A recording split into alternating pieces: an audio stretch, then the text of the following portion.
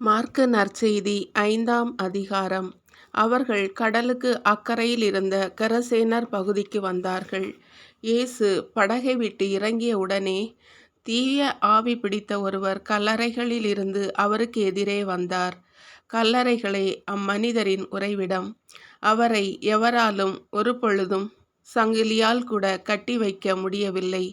ஏனெனில் அவரை பலமுறை விலங்குகளாலும் சங்கிலிகளாலும் கட்டியிருந்தும் அவர் சங்கிலிகளை உடைத்து விலங்குகளை தகர்த்து எறிந்தார். எவராலும் அவரை அடக்க இயலவில்லை.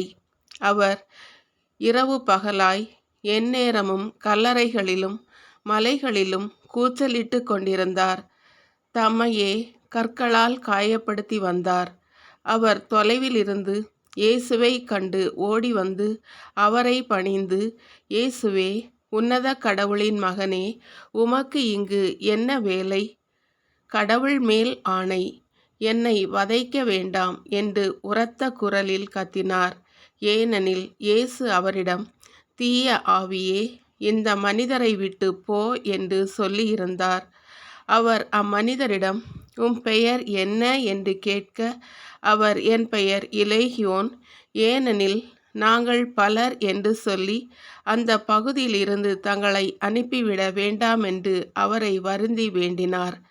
அங்கே மலைப்பகுதியில் பன்றிகள் பெருங்கூட்டமாய் மேய்ந்து கொண்டிருந்தன.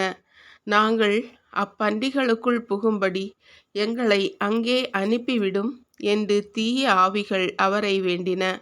அவரும் அவற்றுக்கு அனுமதி கொடுத்தார்.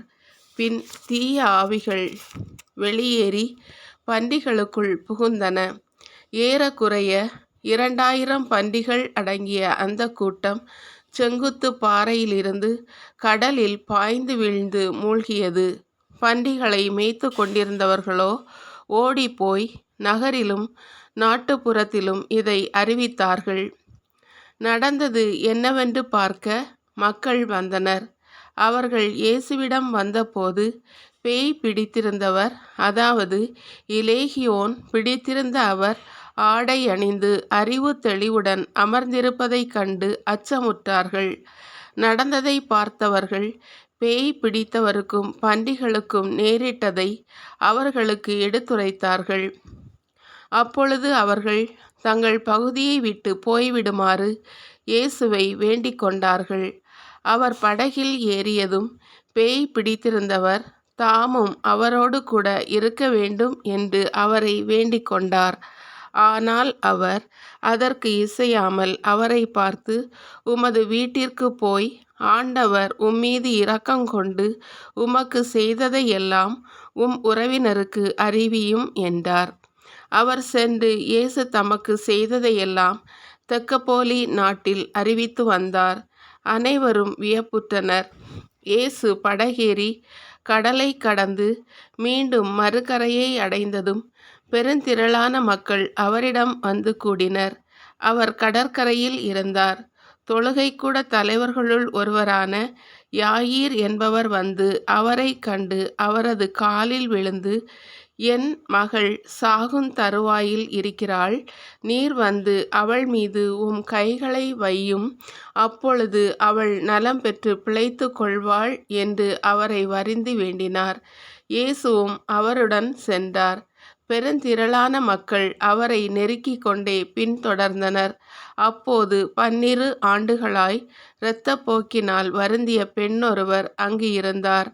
அவர் மருத்துவர் பலரிடம் தமக்கு உள்ளதையெல்லாம் செலவழித்தும் ஒரு பயனும் அடையாமல் மிகவும் துன்பப்பட்டவர். அவர் நிலைமை வர வர மிகவும் கேடுற்றது. அவர் இயேசுவை பற்றி கேள்விப்பட்டு மக்கள் கூட்டத்துக்கிடையில் அவருக்கு பின்னால் வந்து அவரது மேலுடையை தொட்டார். ஏனெனில், நான் அவருடைய ஆடையை தொட்டாலே நலம் பெறுவேன் என்று அப்பெண் எண்ணிக்கொண்டாள். தொட்ட உடனேயே அவருடைய இரத்தப்போக்கு நின்று போயிற்று. அவரும் தம் நோய் நீங்கி நலம் பெற்றதை தம் உடலில் உணர்ந்தார். உடனே இயேசு தம்மிடமிருந்து வல்லமை வெளியேறியதை தம்முள் உணர்ந்து மக்கள் கூட்டத்தை திரும்பி பார்த்து, என் மேலுடையை தொட்டவர் யார் என்று கேட்டார். அதற்கு அவருடைய சீடர்கள் அவரிடம், இம்மக்கள் கூட்டம் உம்மை சூழ்ந்து நெருக்குவதைக் கண்டும் என்னை தொட்டவர் யார் என்கிறீரே என்றார்கள். ஆனால் அவர் தம் மேலுடையை தொட்டவரை காணும்படி சுற்றிலும் திரும்பி பார்த்து கொண்டிருந்தார். அப்பொழுது அப்பெண் தமக்கு நேர்ந்ததை அறிந்தவராய் அஞ்சி நடுங்கிக் கொண்டு அவர் முன் வந்து விழுந்து நிகழ்ந்தது அனைத்தையும் அவரிடம் சொன்னார். இயேசு அவரிடம், மகளே, உனது நம்பிக்கை உன்னை குணமாக்கிட்டு அமைதியுடன் போ, நீ நோய் நீங்கி நலமாயிரு என்றார். அவர் தொடர்ந்து பேசிக் கொண்டிருந்த போது தொழுகை கூட தலைவருடைய வீட்டிலிருந்து ஆட்கள் வந்து அவரிடம், உம்முடைய மகள் இறந்துவிட்டாள், போதகரை ஏன் இன்னும் தொந்தரவு செய்கிறீர் என்றார்கள். அவர்கள் சொன்னது இயேசுவின் காதில் விழுந்தது. அவர் தொழுகை கூட தலைவரிடம், அஞ்சாதீர், நம்பிக்கையை மட்டும் விடாதீர் என்று கூறினார். அவர் பேதுரு, யாக்கோபின் சகோதரரான யோவான் ஆகியோரை தவிர வேறொருவரையும் தம்முடன் வரவிடவில்லை. அவர்கள் தொழுகை கூட தலைவரின் வீட்டிற்குச் சென்றார்கள். அங்கே அமளியும் மக்கள் அழுது ஓலமிட்டு புலம்பியதையும் இயேசு கண்டார். அவர் உள்ளே சென்று, ஏன் இந்த அமளி, ஏன் இந்த அழுகை? சிறுமி இறக்கவில்லை, உறங்குகிறாள் என்றார். அவர்கள் அவரை பார்த்து நகைத்தார்கள். ஆனால் அவர் அனைவரையும் வெளியேற்றிய பின் சிறுமியின் தந்தையையும் தாயையும் தம்மிடம் இருந்தவர்களையும் கூட்டிக் கொண்டு அச்சிறுமி இருந்த இடத்திற்கு சென்றார். சிறுமியின் கையை பிடித்து அவளிடம், தலிதா கூம் என்றார்.